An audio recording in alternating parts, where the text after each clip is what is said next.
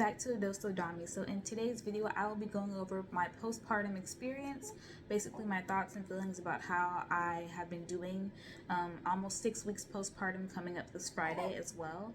I'll also be sharing you guys a few products that the hospital has given me as well, that I have basically been able to do to care for myself down there. As you guys have known, I did get a vaginal delivery, or not get, but I did have a vaginal delivery. So I just want to tell you guys a few tips on how to care for yourself down there, and also just share my experience of how I have been dealing with motherhood. So make sure to like, share, comment, and subscribe down below. Hit that bell to be notified, and if you have any other video ideas for me, make sure to comment them down below as well, and let's get right to the video. Okay, so to start off basically with week 1, whenever I first brought Khalil home, his clothes and everything were all washed. Everything was all prepared and ready just for him to be settled down into the house as well. And his bassinet was prepared and everything. And my boyfriend was also here as well, just to spend some time with him a little bit before he had to go home. But overall, my postpartum experience, I didn't have depression, but I did have bouts of sadness. So that first week, whenever Khalil did get settled down, just dealing with him waking up not even every hour, like every couple of minutes, or maybe every 30 minutes, just for him to feed and for him to be changed was very, very exhausting.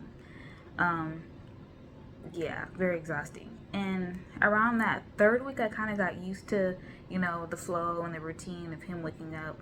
So far, he's been waking up every 2 to 3 hours, which is, I will take that.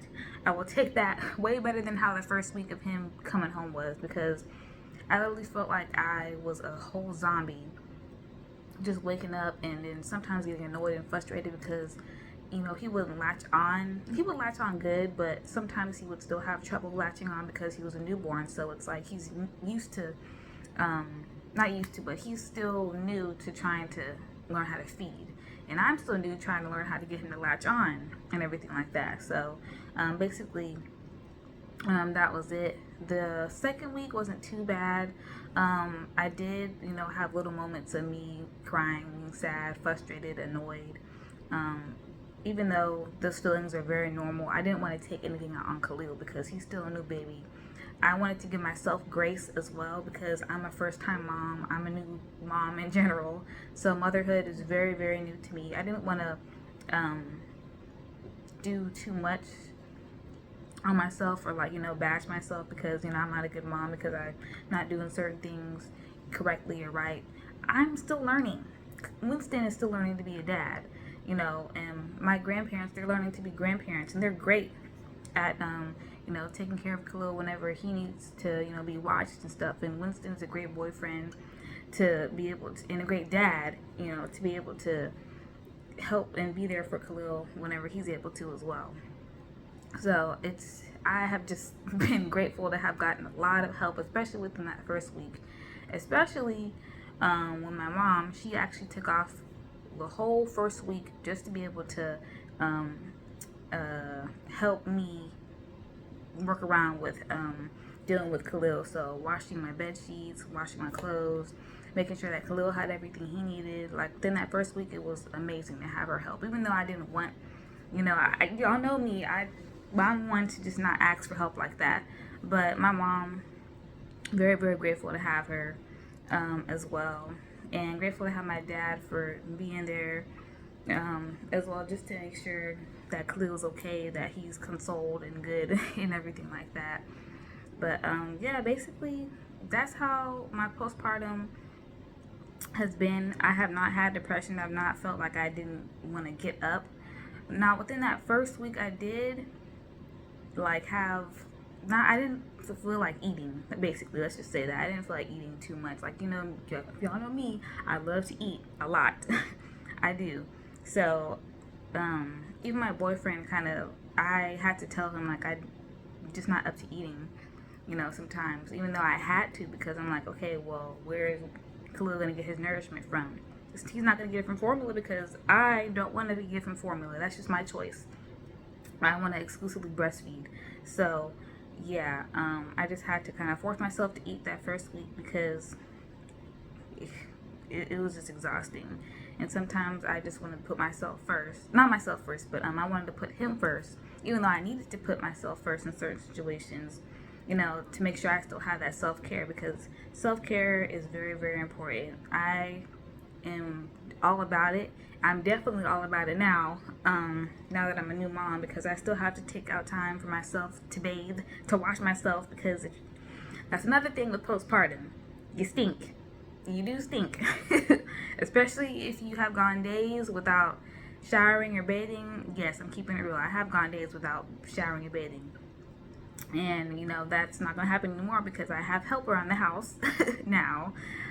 So whenever I do want to get a shower or a bath in, I just let my parents watch him, or I let Winston watch him whenever Winston comes over as well, because I still need to make sure I'm good mentally and physically. So yeah, that's basically it. I keep saying basically, anyways, but yeah. So let's move on to the care of postpartum. So if any of you ladies did have any vaginal deliveries, I don't know about the C-section care, but if you have had any like vaginal deliveries or anything, I do have some postpartum care tips, and just some stuff that I've gotten from the hospital as well, that they have given me in order to prepare and just to heal down there as well.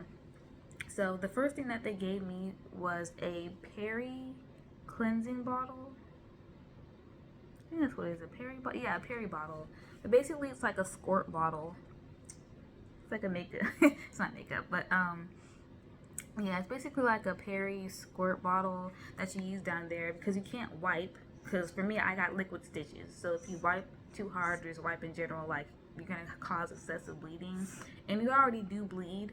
That's another thing. You already bleed every day for about, I guess, 4 to 6 weeks, or a little bit more afterwards, depending on the person. But right now, my bleeding has lightened up. It's like light brown. I know this is TMI, but this is for the ladies out there. Men, skip over the video if you don't like to hear these details, but this is real. I'm keeping it real. But yeah, basically, this squeezing bottle is used to cleanse yourself down there. You can't really use any soap at all. I haven't used soap within the past, it's about to be 6 weeks, within the past 5 weeks, because I recently just did take a bath, because I feel like I'm fully healed, even though my postpartum appointment is this Friday, on the 12th. So that's when they actually physically see me, just to check to see how my stitches are down there and everything. But I did have a telemedicine appointment, and my doctor did tell me that it takes about a couple of weeks, not a couple of weeks, but I think it's 6 to 8 weeks for me to heal fully, and then 4 to 6 weeks for me to be able to take a bath. Because when I was pregnant, I did take more baths, and I did miss baths after I was pregnant, because it's like, okay, I can't submerge myself in water yet because I had these fresh liquid stitches.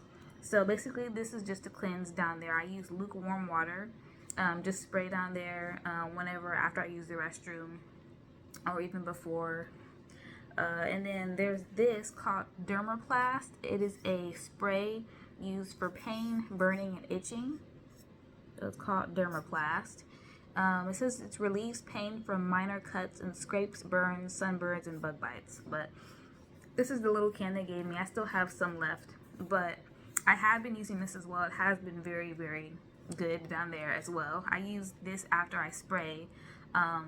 And also when you spray, make sure you dab down there so it won't be all wet and stuff. Make sure you just try to keep it as dry as possible. Not like super dry, but so it won't be too moist, because that moisture can attract bacteria, and it can get warm and stinky. So yeah, but after you use the peri bottle to cleanse down there and everything, I use this, the pain, burn, and itch. So whenever I do get any type of these pain, burns, or itches down there, I use this, and it's a very cool spray. Like, it's cold, just to let you guys know. It's not like a regular like heat spray or anything. It's a cold spray, so it definitely feels great down there. It is soothing, it's comforting, and it has aloe or aloe. I don't know how to, aloe. I think it's aloe, ALOE, and lanolin. But yeah, that's basically what this is. And then they also gave me a couple of wipes as well. This is like a bathing cloth. I didn't use these, but I did use them at the hospital because this one seems a bit empty, so I probably just brought it just in case. But this is the fresh batch. It's just the Ready Bath Fresh bathing cloth. They have a lot of these in the hospital. By the way, whenever you do leave the hospital, take everything. Take everything. Take diapers they give you. Take any of these bath cloths. You know, ask for extra peri bottles. Ask for extra anything that you need for yourself and for your baby, because they have a lot of stuff in supply and in stock, and it's like if you don't ask, you won't get, you won't receive. So yes. And then one more thing that I have is the Perineal Instant Cold Pack. This is what it is. It's like a cold pack. I didn't use it, but I just got it just in case. But this is basically, it says to activate it, fold the product in half, top to bottom, lining up arrows until the inner water bag ruptures. So I guess you kind of activate it by like folding it, shaking the whole thing to mix the chemicals in the water, and then I guess it gets cool. So a cold pack for down there. So that's basically it. And the last thing that I have, I shouldn't even be showing this, but the last thing that I have are these nasty granny underwear. Yes, this is exactly what they look like. Yeah, they're comfortable. They really are. They're like they're stretchy, thin. They look like granny panties, but this is what they look like. And these are like the ones you can throw away. I kept these just for this video, and also low-key I was supposed to throw this last one away because it's the only one I have, but I've just been washing it, which I need to throw it away anyways.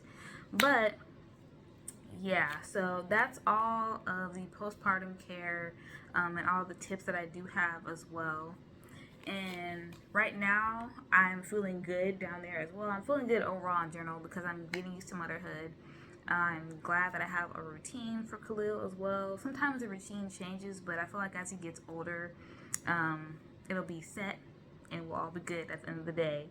But also one more thing is that whenever I did come back home, I had a lot of pain down there, so I had to be very, very slow and cautious of like how I walked, and I couldn't pick up anything heavier than 10 pounds. So I was kind of annoyed by that because if you guys know me, I like certain stuff a certain way, so I had to get a lot of help and ask for help to do certain things. But right now I'm able to walk, I'm able to run, and I'm just ready to get this postpartum visit over with this Friday so they can just tell me that I'm healed or almost healed, because I really don't even know what it looks like down there. I have not looked at it at all. So yeah, but that's basically it. I am just so glad that I'm able to still be a mother to Khalil as well, because postpartum depression is real. A lot of women do get it. Thankfully, I have not had to experience that. I still experience, you know, periods of sadness and just not feeling like myself. That's also another thing. I didn't feel like myself at all.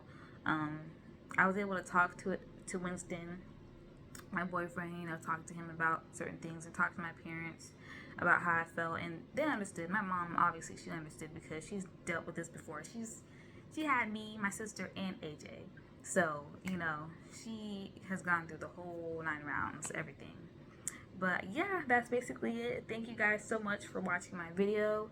If you guys have any more ideas or any other opinions or anything about this video, comment them down below. Thank you so much for subscribing and liking and sharing. And I hope I can continue to share this journey with you guys as well, with just being a mother, being a future nurse as well, and just building my relationship with Winston too. So thank you guys so much, and I'll see you guys in the next one.